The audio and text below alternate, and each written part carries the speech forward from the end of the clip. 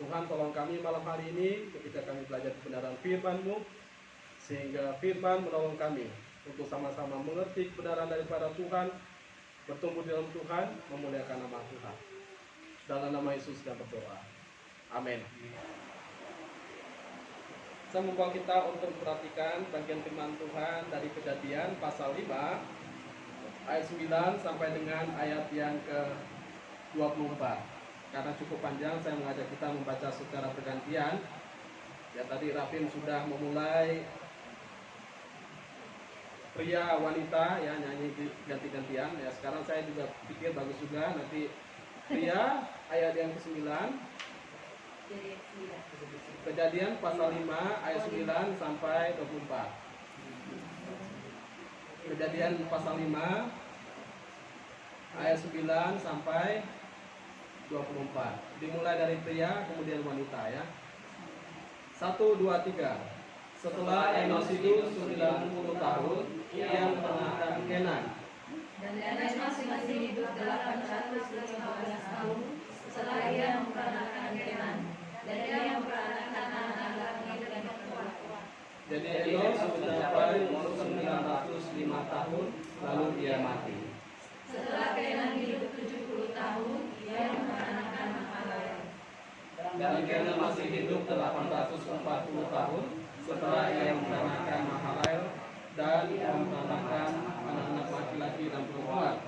Jadi Kenan mencapai umur 910 tahun, lalu ia mati.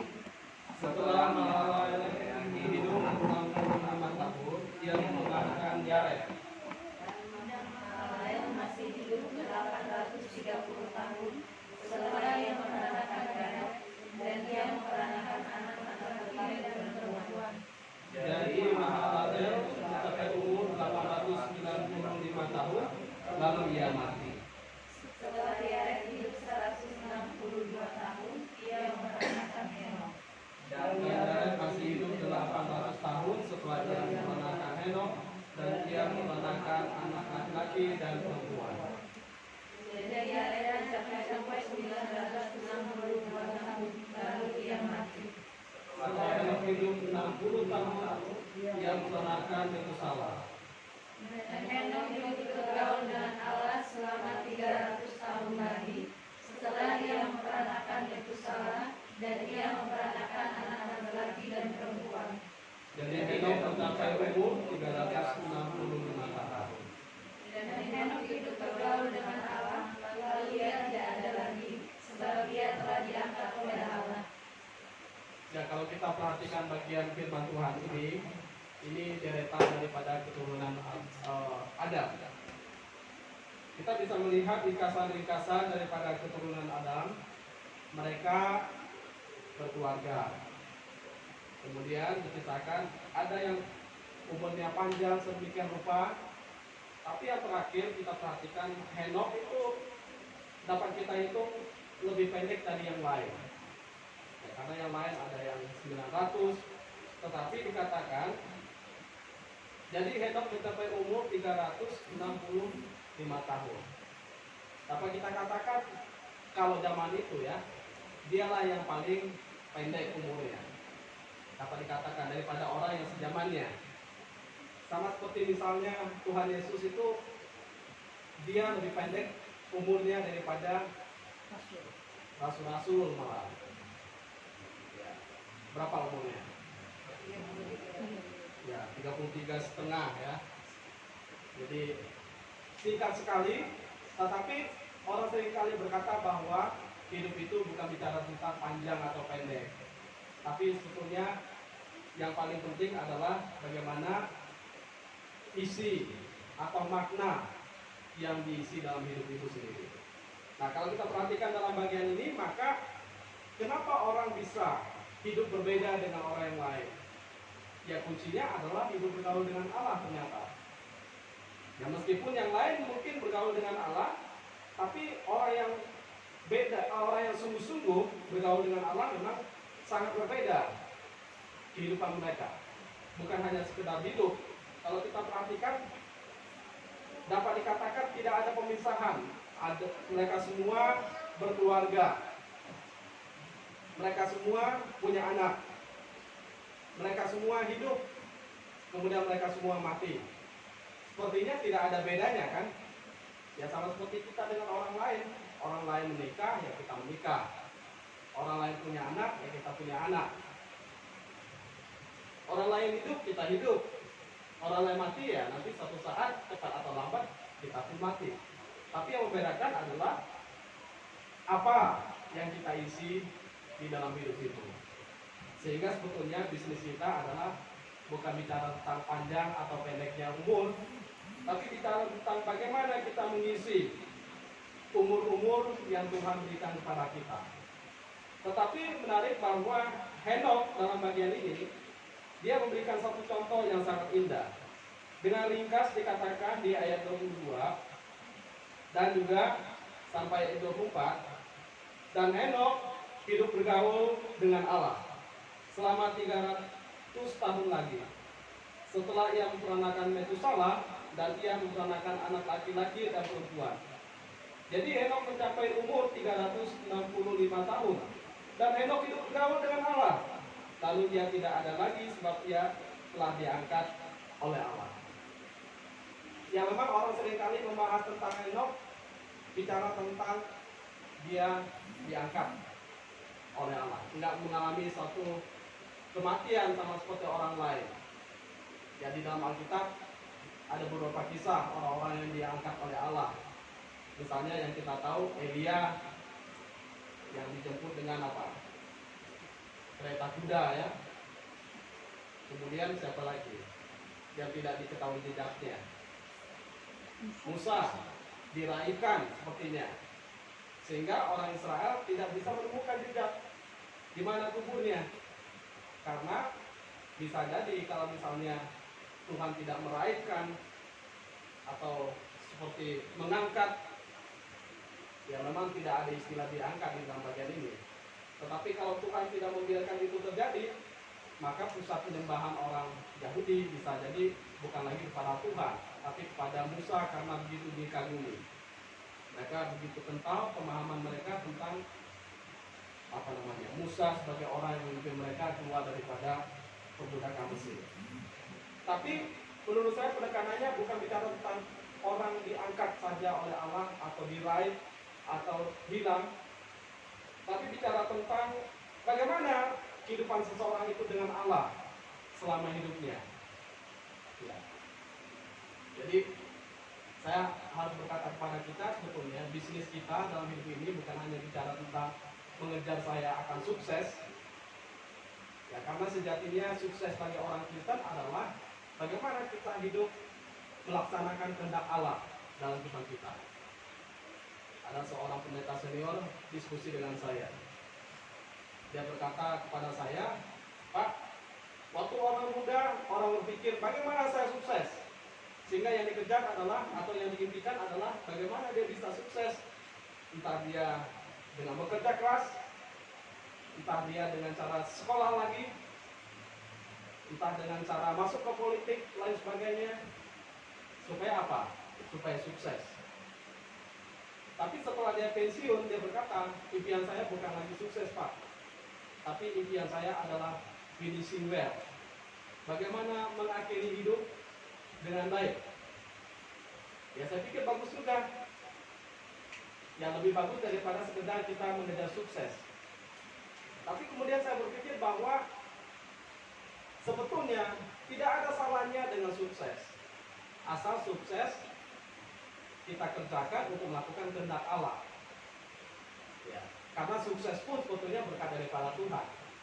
Kemudian waktu kita sudah pensiun atau sudah tidak mampu seperti dulu lagi, bukan berarti kita sudah tidak berdaya atau tidak berguna. Tapi kita masih bisa mengerjakan sampai selesai. Bukan hanya sekedar finishing well, bagaimana saya bisa menyelesaikan semua, ya udah selesai. Tapi bagaimana diselesaikan betul-betul sesuai dengan kehendak Tuhan. Nah, karena saya tertarik juga dengan seorang teman berkata, Pak, saya sudah nabung untuk masa depan saya sudah beli rumah. Nanti kalau saya pensiun, saya bisa menempati rumah saya itu. Jadi pemikiran dia, Saya selesai dari pelayanan, lalu pensiun, lalu santai. Kalau orang di Amerika katanya impiannya setelah pensiun pengen jalan-jalan. Ya. Tidak ada salahnya sebetulnya. Tapi kembali lagi pada kehidupan kita sebagai orang tebusan Tuhan, saya pikir ada agenda yang Tuhan taruh dalam kehidupan kita supaya kita bukan hanya sekedar sukses, finishing well, tetapi juga bagaimana kita mengerjakan kehendak Allah. Nah, pertanyaannya adalah apa kehendak Allah bagi saya dalam hidup saya ini? Yang bisa saya isi selama hidup saya, yang memang itu tujuan bagi Allah bagi saya, sampai saya bisa menemukan memang itu tujuan Allah bagi saya, sampai saya dipanggil oleh Tuhan. Sehingga waktu saya keluar dari GRI, memang banyak godaan ya, banyak godaan untuk bekerja dan juga untuk pelayanan di satu yayasan. Itu lebih baik menurut saya daripada saya kemudian lari bekerja dan mencari untuk kebutuhan hidup kami. Tapi saya pikir bahwa bukan panggilan untuk sekedar di yayasan, panggilan saya adalah untuk pengembalaan. Nah, maka meskipun dalam kondisi yang tidak mudah, saya tetap jalan. Ya, tetap jalan mengerjakan panggilan saya. Ya, saya tidak tahu sampai di mana, tapi yang jelas saya tidak keluar daripada panggilan Tuhan. Nah, yang bisa merasakan panggilan Tuhan kan saya sendiri. Ya, meskipun orang berkata, ya udah Pak, di sini dulu. Banyak tantangan, tapi saya pikir saya mulai masuk. Ya, disitulah saya berjalan. Ya, sampai hari ini ternyata Tuhan terus pimpin. Ya, dengan kata lain bahwa kalau kita tahu kehendak Tuhan, yang memang itu kehendak Tuhan bagi kita, kenapa kita jadi menyimpang terhadap hal yang lain? Termasuk juga kalau memang kehendak Tuhan bagi kita untuk kita bergaul dengan Tuhan, ya kenapa kita jadi menyimpang? Hanya karena kondisi-kondisi hidup kita kemudian kita menyimpang untuk tidak mengalami pergaulan dengan Allah. Karena di dalam bagian ini dapat saya sebut bahwa mengapa kita perlu bergaul dengan Allah? Karena ya Allah lah sumber kehidupan kita, yang memberikan kehidupan kepada kita, entah panjang atau pendek. Ya Tuhan yang memberikan semuanya itu. Tuhan tahu maksudnya bagi kehidupan kita semua. Tetapi juga dalam bagian ini ya kita tahu bahwa sebetulnya Yesus pernah berkata, kalau kamu tinggal di dalam Aku, maka kamu akan berbuah. Tapi kalau tidak tinggal di dalam Aku, kamu tidak akan bisa menghasilkan apa-apa. Ya, dengan kata lain, di luar Tuhan sebetulnya, meskipun kita kelihatan something, sebetulnya nothing di hadapan Tuhan. Ya. Maka sebetulnya ya berjalanlah sebagai orang percaya yang mengikuti panggilan Tuhan, kehendak Tuhan dalam kehidupan kita, bagaimana kita mengerjakan apa yang Tuhan perintahkan bagi kita sebagai orang percaya. Ya, saya pikir Henok bukan orang yang orang yang mudah berhadapan dengan kondisi-kondisi di mana orang mungkin mengabaikan hubungan dengan Allah. Tetapi dia memilih untuk berjalan dengan Allah. Tetapi ini juga sekaligus perbedaan antara dia dengan orang yang tidak mengenal Allah, dan bahkan sekaligus perbedaan dia dengan orang yang sekedar berjalan dengan Allah. Maka Josh Muller pernah berkata seperti ini, setiap kita bangun pagi, tugas kita yang pertama adalah apa? Membangun hubungan dengan Allah supaya jiwa kita itu tenang. Ya, saya seringkali diingatkan lagi bahwa ya seringkali waktu kita bangun kita nyarinya kopi gitu kan, kita sudah sibuk dengan yang lain. Nah, padahal yang utama adalah hubungan kita dengan Allah. Kenapa penting hubungan kita dengan Allah? Karena kalau kita sudah beres hubungan dengan Allah, maka hubungan terhadap sesama pun menjadi beres. Tapi kalau hubungan dengan Tuhan tidak beres, hubungan dengan sesama pun tidak beres. Dan memang itu yang Pak Tong katakan di dalam hukum relasi 10 perintah Allah. Pak Tong berkata bahwa kalau kita beres dalam hubungan dengan Allah, maka kita beres hubungan dengan sesama. Tapi kalau tidak beres hubungan dengan Allah, maka dengan sesama pun tidak beres. Maka bagaimana kita beres juga dengan hal-hal yang lain, dengan pekerjaan kita, dengan tanggung jawab kita, baik sebagai seorang pekerja maupun seorang pelajar ya. Kalau kita beres dalam hubungan dengan Allah, saya pikir kita akan menjadi beres terhadap tanggung jawab kita sebagai seorang pelajar yang mengerjakan tugas tanggung jawab kita dalam kehidupan kita. Sehingga dalam bagian ini membangun hubungan dengan Tuhan yaitu sebetulnya prioritas kita. Ya, kita kembali lagi seperti retreat, ada tempat ini. Ya, secara pribadi ya kita terus membangun hubungan dengan Tuhan, tapi secara refleksi kehidupan kita juga membangun hubungan dengan sesama kita.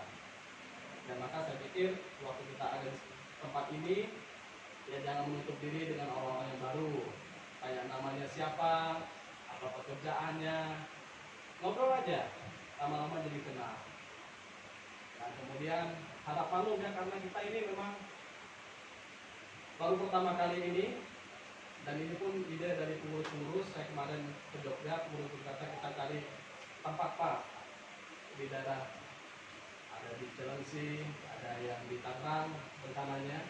Tapi saya survei tempat ini, saya pikir ini sudah cukup untuk sekarang ini bagi kita. Jadi harapan lo misalnya nanti kalau tidur, apa namanya, mungkin sempit-sempitan ya, melantai, ya. Nah, kita sama-sama gotong royong apa yang bisa kita kerjakan. Jadi kekurangan-kekurangan jangan digerutu, tapi kita isi apa yang bisa saya kerjakan. Ya karena memang kita baru berjalan dan akan terus berjalan menuju kepada hal-hal yang baik. Apa yang ingin saya masukkan dalam bagian ini, bahwa dalam hubungan dengan Allah akan tercermin bagaimana hubungan kita terhadap sesama. Dalam hubungan dengan Allah akan tercermin bagaimana sikap kita dalam kehidupan keseharian kita. Yang paling mudah Alkitab berkata adalah melakukan segala sesuatu kepada sesama kita, orang percaya. Nah, baru panggilan kita berikutnya waktu kita ada di tengah-tengah dunia, dalam pekerjaan, dalam studi, kita menjadi berkat bagi orang di sekitar kita. Waktu kita membangun hubungan dengan Allah, berarti kita menyerahkan hidup kita kepada Tuhan. Nah, Henokh bukan hanya meyakini bahwa Allah sumber dari hidupnya, tetapi dia meyakini bahwa hidup yang Tuhan telah beri ini harus diserahkan kepada Dia. Ya. Jadi tidak cukup bagi kita untuk, wah terima kasih Tuhan, saya bisa bernafas, saya bisa bekerja, saya punya keluarga, saya bisa berhasil. Tidak cukup hanya seperti itu. Tapi apa tindakan kita? Ya serahkanlah hidup kita kepada Tuhan. Semua aktivitas, semua hal yang ada dalam hidup kita, kita serahkan dalam tangan Tuhan. Yaitu wujud daripada hubungan ya. Jadi mempunyai hubungan berarti sama seperti suami istri. Kita menyerahkan diri kita kepada pasangan kita. Kita dikoreksi, kita juga mau taat, kita juga mau belajar rendah hati. Karena apa? Karena memang tanpa Tuhan itu kita tadi nothing, tanpa Tuhan itu kering, bahkan tanpa Tuhan kita mati. Sehingga kita berkata bahwa berbahagialah mereka yang seperti pohon ditanam di tepi aliran air, yang merambatkan akar-akarnya dan juga menghasilkan buahnya pada musimnya, dan tidak layu daunnya. Kemudian apa yang dikatakan? Apa saja yang dibuatnya berhasil, ya karena ada tangan Tuhan di sana. Kemudian berikutnya yang ketiga adalah berarti kita mengizinkan Tuhan mengisi kehidupan kita. Kita tidak bisa mengisi kehidupan kita dengan cara-cara kita. Kita bisa mengisi dengan cara Tuhan. Waktu kita mulai berjalan dengan kekuatan kita, ada suatu saat kita tahu bahwa kita kering, kita tidak berdaya. Kemudian kita menjadi lemah, kita menjadi takut. Dan itu juga pelajaran bagi saya juga, bahwa waktu saya mengandalkan Tuhan, di situ ada kekuatan saya lagi. Dan juga membiarkan Tuhan mengisi kehidupan saya sesuai dengan kehendak-Nya. dalam bagian ini saya pikir ya marilah kita bukan hanya sekedar hidup atau menjalani hidup atau menyelesaikan hidup, tapi biarlah kita membangun hidup dalam persekutuan dengan Tuhan, supaya Tuhan yang mengisi hidup kita juga terus menyerahkan hidup kita dalam tangan Tuhan, dan perjalanan kita bersama-sama dalam Tuhan, saya pikir ini menjadi sesuatu yang penting bagi kita semua, untuk kita saling menolong, saling menopang satu sama lain, dan juga ya saya pikir saling mengingatkan satu sama lain. Bahkan kita berpikir bagaimana yang terbaik untuk memajukan, bukan hanya pekerjaan Tuhan ya, memajukan rekan kita, sehingga tagline kita di gereja kita adalah melayani, memberitakan, memberikan, mengutus. Melayani berarti ya memang semua orang hadir untuk melayani Tuhan, karena kita sudah ditebus oleh Tuhan dengan semua talenta yang kita miliki. Tadi saya lihat ada yang pintar nyanyi ya, muncul lagi Pak Martinus pintar nyanyi. Lagu Batak tuh. Ya. Jadi ternyata ya talenta kan makin terlihat ya. Ya. Jadi memang talenta yang kita miliki ya kita jangan pendam. Kita berkata kalau kita dikasih satu, jangan segera pergi memendamkannya, karena itu nggak akan berkembang kan. Ya. Harap-harap maklum lah kalau misalnya kurang sini atau kurang itu. Kemudian misalnya kalau rekan kita belum bisa, jangan dipaksa dulu, karena ada waktunya. Ya. Kalau misalnya ya main musik baru 3 kunci, ya kita bersyukur, gitu kan. Nanti ditambahkan Tuhan menjadi 6 kunci. Ya karena waktu saya kuliah dulu ada teman saya yang memaksa, dia pagi-pagi waktu kami renungan pagi dia memaksa, Niko saya main musik katanya. Tapi dia memainkan pujian Ku Mau Cinta Yesus dengan 3 kunci saja. Dari D, G, C, D, G, C. Bayangkan, kita berpikir dia akan ke minor kan? Nah, dia mayor terus. Dia pede, dia menghayati, saya nggak menghayati. Ya memang karena kita rasa kita udah lebih baik dari dia, kita rasa sudah profesional, kita nggak menghayati. Tapi disitulah kita belajar. Ya kadang-kadang memahami orang yang kurang, kadang ada ketidaksabaran dari kita. Sama seperti misalnya kita ngajar anak kita kan, nggak sabaran kita. Harusnya dia sudah tahu dulu kita harusnya cepat pintar, tetapi tidak semudah itu. Dan memang dulu juga kita seperti itu sebetulnya. Ya maka dalam bagian ini saya berpikir bahwa untuk bertumbuh kita sama-sama mengerjakan pelayanan sesuai dengan kapasitas kemampuan yang Tuhan berikan. Nah, kalau pada saat waktunya seseorang itu mulai ditambah-tambahkan, ya orang itu mulai siap, lalu kita berikan kepercayaan. Tapi juga bukan berarti kita tidak libatkan ya. Terus kita pacu. Maka saya selalu berkata, kalau bisa nyanyi, nyanyilah. Jangan cuma nyanyi di kamar mandi aja ya. Nyanyilah untuk Tuhan, kesempatan ya. Nah, kita di sini tidak terlalu, memang kita berharap memang bagus untuk Tuhan ya. Bukan berarti remeh-temeh ya sembarangan, tidak.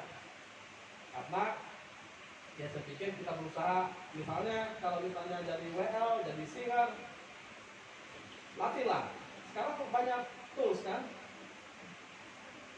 Kita bisa searching di internet, YouTube, ada lagu tertentu tinggal dengar. Latih terus. Gitu. Jadi karena saya pikir memang ya untuk orang itu berkembang perlu melatih diri. Saya pernah dengar di salah satu gereja itu spesifikasinya untuk seorang atau kriterianya untuk seorang pelayan itu sangat ketat. Mereka lihat posturnya tinggi apa rendah, gitu kan, cantik apa ganteng atau bagaimana. Jadi pilihannya sangat ketat. Nah kalau kita nggak perlu memilih hal-hal seperti itu yang nggak perlu. Ya saya pikir sesuai dengan talenta, kapasitas, dan memang tagline kita adalah supaya kenapa semua orang diarahkan untuk pelayanan, supaya dia tahu bahwa dia diselamatkan untuk melayani Tuhan, supaya dia tahu bahwa ternyata tidak mudah pelayanan. Kalau kita mengkritik orang gampang ya. Dulu saya kritik orang gampang. Kalau ke orang khotbah, orang ngomong udah ketakutan gitu ya. Tapi ternyata waktu saya maju juga begitu. Tapi lama-lama ya kita juga belajar. Tapi waktu kita lihat orang lain lagi yang seperti kita, ya kita jadi juga ketawa ya. Saya juga seperti itu dulu kan. Waktu kita khotbah dulu, pertama saya berdiri di mimbar. Yang pertama, dosen-dosen ngotot semua dari sana. Mereka bukan siap mendengarkan firman Tuhan, mereka siap mencatat kesalahan-kesalahan kita. Waktu kita ngomong dicatat satu kita ngomong lagi